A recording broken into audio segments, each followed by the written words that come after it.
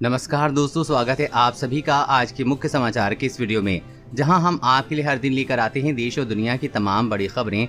एक एक करके सभी बड़ी खबरों के बारे में आपको सटीक जानकारी देंगे। बस आप इस वीडियो के साथ अंत तक बने रहें। साथ ही आपसे एक छोटी सी रिक्वेस्ट है कि मुझे इस वीडियो को बनाने में बहुत मेहनत लगती है, तो इस मेहनत के लिए वीडियो पर एक लाइक जरूर कीजिएगा। साथ ही वीडियो के नीचे दिए गए इस लाल बटन को दबाकर चैनल को सब्सक्राइब कीजिए और इस घंटी को भी दबाइए ताकि आपको दिन भर की बड़ी खबरों की जानकारी लगातार मिलती रहे। तो चलिए दोस्तों, एक एक करके सभी बड़ी खबरों के बारे में जान लेते हैं। तो दोस्तों, आज की पहली बड़ी खबर की अपडेट की बात करें तो तीसरी लहर के पीक में रोज मिल सकते हैं 6 लाख से ज्यादा मरीज।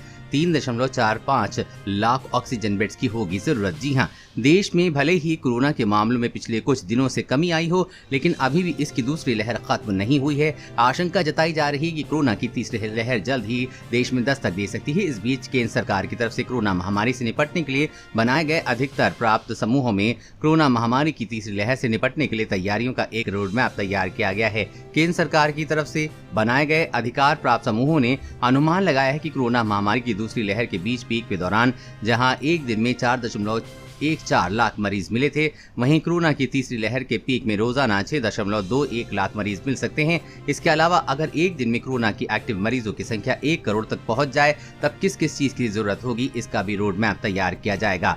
अनुमान के मुताबिक तब करीब 69,000 लोगों को आईसीयू बेड्स और 3.45 लाख लोगों को ऑक्सीजन बेड्स की आवश्यकता होगी। और अगली बड़ी खबर की बात करें तो पंजाब सरकार बनी तो किसान आंदोलन में जान गंवाने वालों के परिवार में एक सरकारी नौकरी, कई सुविधाएं, अकाली दल का वादा। जी हां, अकाली दल के अध्यक्ष सुखबीर सिंह बादल ने ऐलान किया है कि अगर पंजाब में 2022 विधानसभा चुनाव में उसकी पार्टी की सरकार बनती है तो पहली कैबिनेट में ही फैसला लेकर दिल्ली बॉर्डर पर आंदोलन में जान गंवाने वाले किसानों के परिवारों से एक व्यक्ति को सरकारी नौकरी की सुविधा दी जाएगी। उन्होंने कहा कि इसके अलावा किसानों को परिवार के बच्चों को पोस्ट ग्रेजुएशन तक की पढ़ाई मुफ्त और पूरे परिवार को स्वास्थ्य बीमा पंजाब सरकार की तरफ से दिया जाएगा। इस आंदोलन में अब तक करीब 550 किसानों ने अपनी जान गंवाई है। इसलिए जब पंजाब में अकाली दल और बीएसपी की सरकार बनेगी तो शहीद हुए किसानों के परिवारों में एक व्यक्ति को सरकारी नौकरी दी जाएगी।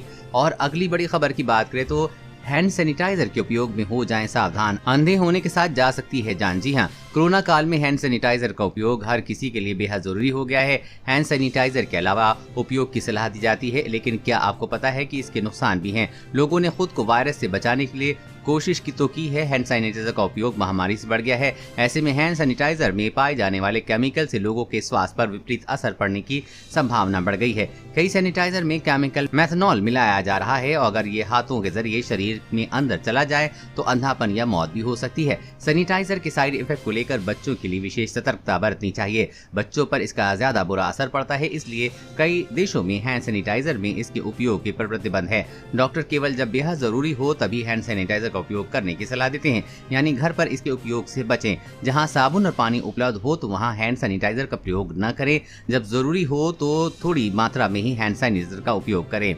और अगली बड़ी खबर की बात करें तो अनचाहे मैसेज ने उड़ाई नींद। डू नॉट डिस्टर्ब यानी कि डीएनडी लिस्ट में नाम शामिल होने के बावजूद 74% लोग हैं इससे परेशान। जी हां, वक्त बेवक्त आने वाले विज्ञापन के मैसेज किसी को भी पसंद नहीं आते हैं। हालांकि डू नॉट डिस्टर्ब मोड लगा लेना इससे बचने के लिए एक उपाय के रूप में जाना जाता है, लेकिन एक नए रिपोर्ट में इस बात का खुलासा हुआ है कि टेलीकॉम रेगुलेटरी ट्राई की डीएनडी लिस्ट में नाम होने के बावजूद 74% लोगों को इस तरह के अनचाहे एसएमएस मिल रहे हैं।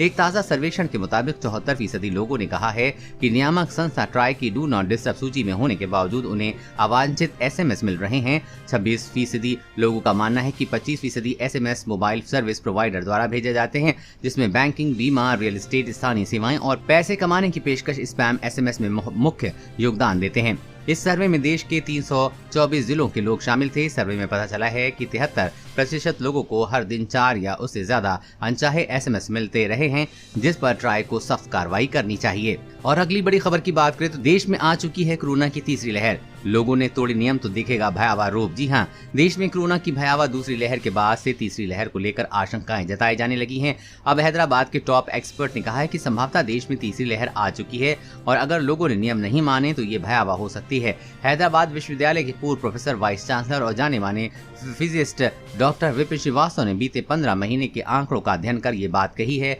एक रिपोर्ट के मुताबिक तीसरी लहर देश में एंट्री कर चुकी है। उन्होंने इस भविष्यवाणी के लिए जिस पैमाने का इस्तेमाल किया है उसे वैज्ञानिक वैज्ञानिक भाषा में डेली डेथ लोड कहा जाता है। इससे पहले भारतीय स्टेट बैंक ने अपनी रिपोर्ट में कहा, भारत में कोरोना की तीसरी लहर अगले महीने दस्तक दे सकती है। इसके साथ ही रिपोर्ट में दावा किया जा रहा है कि सितंबर महीने तक ये लहर अपने पीक पर पहुंच सकती है। और अगली बड़ी खबर की बात करें तो यूपी के सभी सरकारी अस्पतालों में मिलेगा हेल्थ एटीएम, बिना पैसे खर्च किए हो सकेगी 59 तरह की जांच। जी हाँ, योगी सरकार लगातार राज्य में स्वास्थ्य सुविधाओं को बढ़ाने पर जोर दे रही है। जल्दी उत्तर प्रदेश के सरकारी अस्पतालों में अब हेल्थ एटीएम लगाए जाएंगे। इन हेल्थ एटीएम के जरिए blood pressure, body fat, pulse rate व शरीर में ऑक्सीजन की मात्रा सहित 59 तरह की जांच लोग मुफ्त में करवा सकेंगे। इन मशीनों को संचालित करने के लिए ट्रेन टेक्नीशियन को तैनात किया जाएगा। जल्द ही राज्य के सभी सामुदायिक स्वास्थ्य केंद्रों व प्राथमिक स्वास्थ्य केंद्रों पर हेल्थ एटीएम की सुविधा होगी।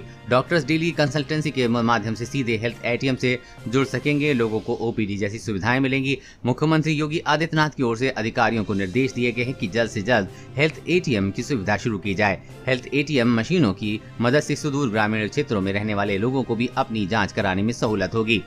और अगली बड़ी खबर की बात करें, चीन और अमेरिका में तेज होगी जंग, ड्रैगन ने किया यूएस के युद्धपोत को खदेड़ने का दावा। जी हां, विवादित दक्षिणी चीन सागर में चीन और अमेरिका के बीच तल्खी बढ़ती जा रही है। इसी बीच चीन ने दावा किया है कि उसकी सेना ने सागर के एक विवादित क्षेत्र में अमेरिकी युद्धपोत का पीछा किया और उसे खदेड़ दिया। ये बयान ऐसे समय आया है जब अमेरिकी प्रशासन ने चीन को चेतावनी दी है कि क्षेत्र में फिलीपींस पर हमला हुआ तो रक्षा संधि और के तहत कार्रवाई का सामना करना पड़ेगा। एक रिपोर्ट के मुताबिक अमेरिकी युद्धपोत का पीछा करने का दावा चीन की सेना ने किया है। पीपुल्स लिबरेशन आर्मी ने कहा है कि उसने युद्धपोत बेनफोल्ड को पैरासिल द्वीप समूह के आसपास की जगह से वापस भेजा है। अमेरिकी सेना की कार्रवाई ने चीन की संप्रभुता और सुरक्षा का गंभीर उल्लंघन किया है। इस बयान के बाद अमेरिकी नौसेना ने अपने बयान में चीनी बयान को झूठा बताते हुए खारिज कर दिया है। और अगली बड़ी खबर की बात करें तो एयरटेल ने नोकिया के साथ मिलकर किया 5G का ट्रायल रिकॉर्ड। 1000 Mbps की स्पीड से भागा इंटरनेट। जी हाँ, देश में 5G सेवा को लेकर तेजी से काम हो रहा है। टेलीकॉम ऑपरेटर्स अभी इसके ट्रायल के दौर में हैं। भारतीय एयरटेल ने नोकिया के साथ मिलकर मुंबई में 5G का एक ट्रायल किया है। एयरटेल ने मुंबई के फिनिक्स मॉल में नोकिया कंपनी के गेयर का इस्तेमाल करते हुए एक 5G ट्रायल किया है। खबर के मुताबिक ट्रायल के दौरान एयरटेल ने 1 गीगाबाइट प्रति सेकंड से अधिक की इंटरनेट स्पीड रिकॉर्ड की। दूर संचार विभाग की गाइडलाइन के मुताबिक एयरटेल नोकिया के 5G गेयर का इस्तेमाल का 3500 मेगाहर्ट्ज बैंड में ट्रायल कर रहा है। सूत्र के मुताबिक एयरटेल और नोकिया जल्द ही कोलकाता में भी 5G ट्रायल शुरू करने की योजना बना रहे हैं। भारतीय एयरटेल को दिल्ली और बैंगलोर में भी ट्रायल की अनुमति मिल गई है। और अगली बड़ी खबर की बात करें तो कुछ ही घंटों में धरती से टकराएगा सोलर तूफान। मोबाइल सिग्नल से लेकर जीपीएस तक गड़बड़ा सकती हैं ये चीजें। जी हाँ, सूरज से उठकर 16 लाख किलोमीटर की रफ्तार से बढ़ने वाला तूफान अगले कुछ घंटों में ही धरती से टकरा सकता है। अमेरिकी अंतरिक्ष एजेंसी नासा का पूर्वानुमान है कि ये तूफान आज देर रात तक धरती से टकरा जाएगा। इस तूफान के कारण बिजली आपूर्ति, मोबाइल टावर से लेकर जीपीएस सुविधा तक के प्रभावित होने की आशंका है। इससे पहले SpaceWeather.com ने बताया था कि तूफान के धरती से टकराने पर खूबसूरत रोशनी निकलेगी। ये रोशनी उत्तरी या दक्षिण पोल पर रह रहे लोग रात के समय देख सकेंगे। ताज़ा पूर्व अनुमान के मुताबिक इस सौर तूफान की वजह से एक बड़े हिस्से में हाई फ्रीक्वेंसी रेडियो सेवा भी करीब 1 घंटे तक के लिए प्रभावित रह सकती है। वहीं ये तूफान 1 सेकंड में 500 किलोमीटर की दूरी तय कर रहा है। इस तूफान की वजह से पृथ्वी की ऊपरी सतह में मौजूद सैटेलाइट पर भी असर पड़ने की आशंका है। इसके अलावा ये तूफान सीधे तौर पर GPS navigation, mobile phone signal और सैटेलाइट टीवी की प्रभावित कर सकता है। सोलर फ्लेयर्स की वजह से पावर ग्रिड पर भी असर पड़ सकता है। और अगली बड़ी खबर की बात करें तो आइए दोस्तों फटाफट जान लेते हैं आज के ताज़ा मौसम समाचार वेदर न्यूज़ अपडेट के बारे में। तो दोस्तों मौसम की बड़ी खबर अपडेट निकल कर आ रही है कि मौसम के मिजाज में अचानक से हुआ बदलाव। दिल्ली समेत कई राज्यों में हो रही है बारिश। जी हाँ दोस्तों, देश के कई इलाकों में आज भी मानसून की बारिश का इंतजार है। वहीं पहाड़ी राज्यों में भारी बारिश ने तबाही मचा रखी है और इन इलाकों पर बाढ़ का खतरा मंडरा रहा है। उत्तराखंड के कई जिलों में हुई बारिश से जनजीवन बुरी तरह से प्रभावित हुआ है। वहीं आसमानी बिजली गिरने से यूपी और राजस्थान में 70 से ज्यादा लोगों की मौत हो गई है। दिल्ली को लेकर मौसम विभाग ने ताज़ा अनुमान जारी किया है, जिसके तहत राजधानी में आज बारिश की प्रबल संभावना है। वहीं देश के कई इलाकों के लिए भारी बारिश की चेतावनी भी जारी की गई है। राजस्थान और जम्मू कश्मीर के लिए ऑरेंज अलर्ट, जबकि हिमाचल प्रदेश, उत्तराखंड और उत्तर प्रदेश में भारी बारिश की चेतावनी के लिए साथ येलो अलर्ट जारी किया गया है। उत्तर भारत के कई राज्यों में आसमानी आफत आई है और बिजली गिरने के साथ तेज बारिश ने लोगों को मुश्किल में डाल दिया है। हिमाचल और जम्मू के कई हिस्सों में भारी बारिश के कारण आई बाढ़ ने जनजीवन अस्त व्यस्त कर दिया है। इसके अलावा कोंकण, गोवा और मध्य महाराष्ट्र के लिए रेड अलर्ट जारी किया गया है, जबकि गुजरात, कर्नाटक के कुछ हिस्सों, महाराष्ट्र और असम के लिए ऑरेंज अलर्ट जारी किया गया है। इसके अलावा मध्य प्रदेश, आंध्र प्रदेश, बिहार, झारखंड, पश्चिम बंगाल के कुछ हिस्सों और केरल के लिए भी मौसम विभाग ने येलो अलर्ट जारी किया है। देश भर में बने मौसमी सिस्टम की बात करें तो कम दबाव का क्षेत्र उत्तर आंध्र प्रदेश और दक्षिण ओडिशा तक से सटे पश्चिम मध्य बंगाल की खाड़ी पर बना हुआ है। वहीं राजस्थान के पश्चिमी भाग से पूर्वी राजस्थान, मध्य प्रदेश, दक्षिण छत्तीसगढ़, ओडिशा और आंध्र प्रदेश के तटीय तट से होते हुए एक निम्न दबाव की रेखा पश्चिमी मध्य बंगाल की खाड़ी पर बनी हुई है। निम्न दबाव तक जा रही है, जिसके चलते अगले 24 घंटे के दौरान पश्चिमी हिमाचली, उत्तर पंजाब और कुछ हिस्सों में तटीय आंध्र प्रदेश, तेलंगाना, मराठवाड़ा, मध्य महाराष्ट्र, कोंकण और गोवा, तटीय कर्नाटक, उत्तरी आंतरिक कर्नाटक और अंडमान और निकोबार द्वीप समूह के कुछ हिस्सों में हल्की से मध्यम बारिश के साथ कुछ स्थानों में भारी बारिश हो सकती है। पूर्वोत्तर भारत, सिक्किम, केरल, गुजरात के कुछ हिस्सों, दक्षिण पश्चिम और दक्षिण मध्य प्रदेश, दक्षिण पूर्वी राजस्थान और दक्षिण छत्तीसगढ़ के कुछ हिस्सों में हल्की से मध्यम बारिश के साथ एक स्थानों पर कुछ देर के लिए तेज बारिश हो सकती है। दोस्तों, आज की खबरों में बस इतना ही। इसी तरह हर रोज काम की खबरें जानने के लिए आप हमेशा हमारे साथ जुड़े रहें। हमारे साथ जुड़ने के लिए वीडियो के नीचे दिए इस लाल बटन को दबाएं और साथ ही घंटी को भी दबाइए, ताकि आपको हर खबर की सटीक जानकारी मिल सके।